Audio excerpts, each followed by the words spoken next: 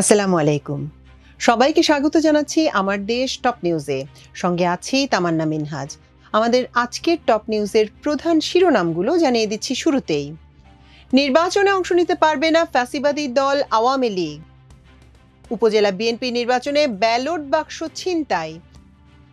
সাবেক মার্কিন রাষ্ট্রদূত পিটার হাস কক্সবাজারে। সাবেক আইজিপির জবানবন্দি হাসিনার দুঃশাসনের দলিল, বললেন চিফ প্রসিকিউটর।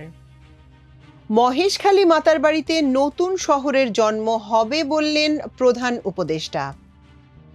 দর্শক, শুনছিলেন সংবাদ শিরোনামগুলো, এবার জানিয়ে দিচ্ছি বিস্তারিত। আসন্ন ত্রয়োদশ জাতীয় সংসদ নির্বাচনে ফ্যাসিবাদী দল আওয়ামী লীগ অংশ নিতে পারবে না। বুধবার নির্বাচন কমিশন সচিবালয়ে সাংবাদিকদের এক প্রশ্নের জবাবে নির্বাচন কমিশনার আবুল ফজল মোহাম্মদ সানাউল্লাহ এমনটাই জানিয়েছেন। ইসি সানাউল্লাহকে সাংবাদিকরা প্রশ্ন করেন আসন্ন জাতীয় সংসদ নির্বাচনে আওয়ামী লীগ অংশ নিতে পারবে কিনা। জবাবে ইসি বলেন, কোনো দলের কার্যক্রম স্থগিত থাকলে তাদের প্রতীকও স্থগিত থাকবে। তারা নির্বাচনে অংশ নিতে পারবে না, কিন্তু প্রতীক ছাড়া স্বতন্ত্র দাঁড়াতে পারবে কিনা সেটা সময় বলে দিবে। অর্থাৎ আওয়ামী লীগের স্থগিতাদেশ প্রত্যাহার না হলে আসন্ন ত্রয়োদশ জাতীয় সংসদ নির্বাচনে ইসি নিবন্ধিত এই দলটি দলীয় প্রতীক নিয়ে অংশ নিতে পারবে না। আওয়ামী লীগের নাম না নিলেও স্থগিত থাকা দলের বিষয়ে ইসির অবস্থান স্পষ্ট করেন ইসি সানাউল্লাহ। তিনি বলেন, ফেরারি প্রার্থীরা নির্বাচনে অংশ নেবে না এবং সশরীরে হাজির হয়ে মনোনয়নপত্র জমা দিতে হবে। উল্লেখ্য, গত মে মাসে সন্ত্রাস বিরোধী আইনের আওতায় আওয়ামী লীগের সব ধরনের রাজনৈতিক কার্যক্রম নিষিদ্ধ করে অন্তর্বর্তী সরকার। গণপ্রতিনিধিত্ব আদেশ সংশোধন নিয়ে নির্বাচন কমিশনার সানাউল্লাহ বলেন, গণপ্রতিনিধিত্ব আদেশের সংশোধনে আইন প্রয়োগকারী সংস্থার তালিকায় সশস্ত্র বাহিনীকে যুক্ত করা হয়েছে। জেলা নির্বাচন কর্মকর্তা ভোট কেন্দ্র স্থাপন করবেন। এছাড়া আদালত কর্তৃক যারা ফেরারি ঘোষিত হবেন তারা নির্বাচনে অংশ নিতে পারবেন না। লাভজনক পদে যারা আছেন বলে গণ্য হবেন এবং যারা সরকারি 50% বা তার বেশি শেয়ার আছে এমন প্রতিষ্ঠানে কাজ করছেন তারাও অংশ নিতে পারবেন না। তাছাড়া হলফনামায় তথ্য গোপন বা মিথ্যা তথ্য দিলে ইসি পরে ব্যবস্থা নিতে পারবে এবং সেই ব্যক্তি সংসদ সদস্য পদ হারাবেন। পাশাপাশি প্রার্থীর জামানত 20,000 থেকে বাড়িয়ে 50,000 টাকা করা হয়েছে। তিনি জানান, একক প্রার্থী থাকলে সেই আসনে না ভোট থাকবে ব্যালটে।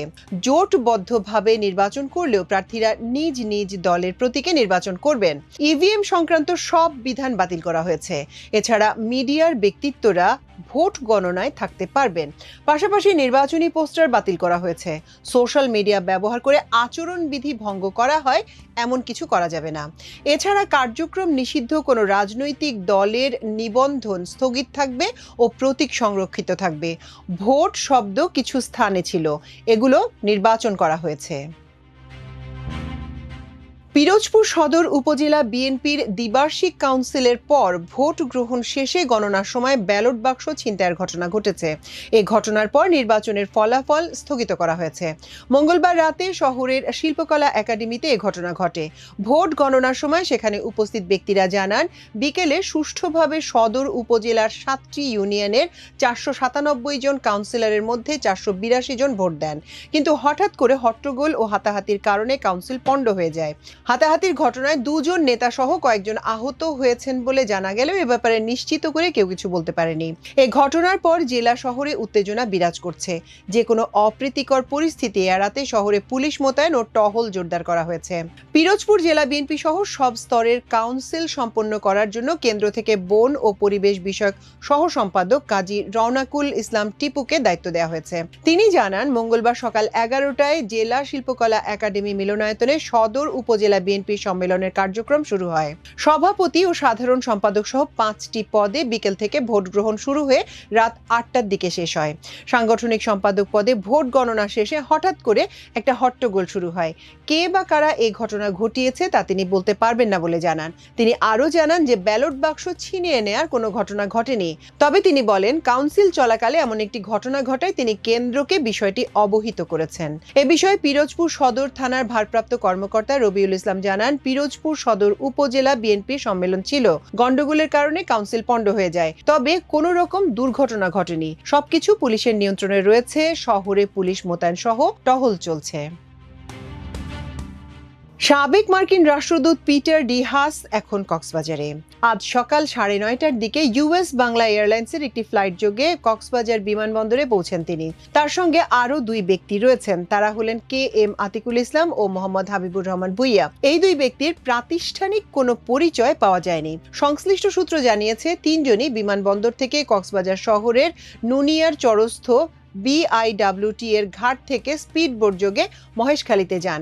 মহেশখালীতে পৌঁছানোর পর প্রতিনিধি দলটি কুতুব জোন ইউনিয়নে হোপ ফাউন্ডেশন ও অ্যাক্সিলারেট এনার্জি নির্মিত অ্যাক্সিলারেট হোপ হসপিটাল পরিদর্শন করেন।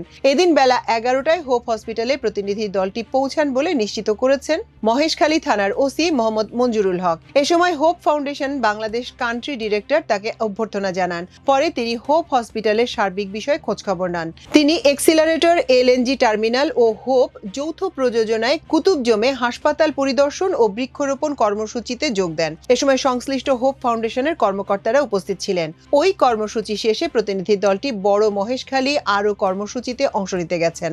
তবে সেসব বিষয় বিস্তারিত কিছু জানা যায়নি। সাবেক মার্কিন রাষ্ট্রদূত পিটার ডি হাস যুক্তরাষ্ট্রভিত্তিক তরল প্রাকৃতিক গ্যাস কোম্পানি অ্যাক্সিলারেটর এনার্জির স্ট্র্যাটেজিক অ্যাডভাইজার হিসেবে মহেশখালী পরিদর্শনে গেছেন। আজ বিকেলে তাদের ঢাকায় ফিরে আসার কথা রয়েছে বলে জানিয়েছে সংশ্লিষ্ট সূত্র।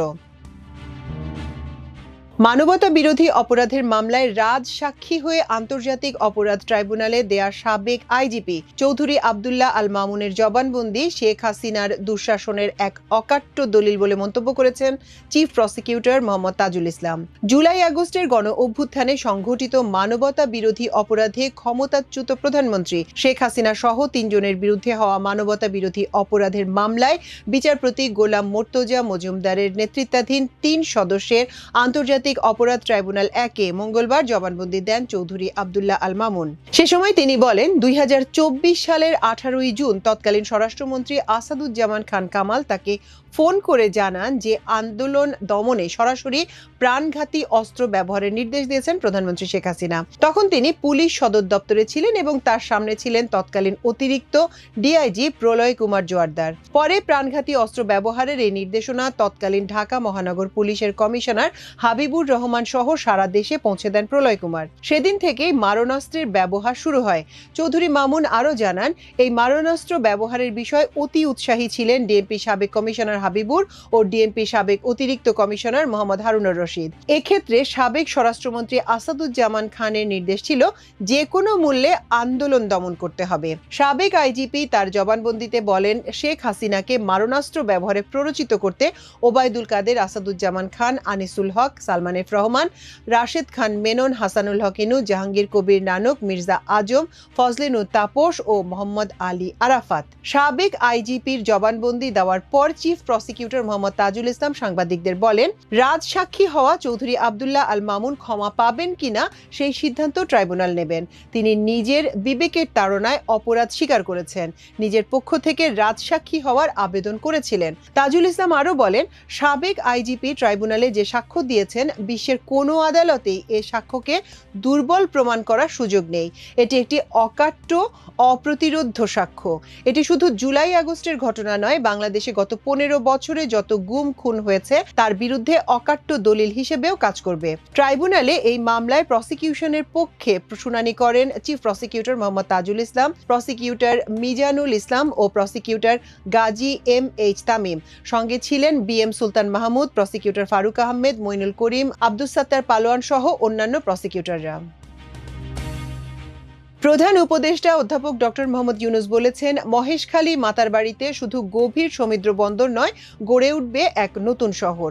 বুধবার দুপুরে রাষ্ট্রীয় অতিথি ভবন যমুনায় নবগঠিত মহেশখালী সমন্বিত উন্নয়ন কর্তৃপক্ষ বা মিডার সদস্যদের সঙ্গে বৈঠকে তিনি একথা বলেন।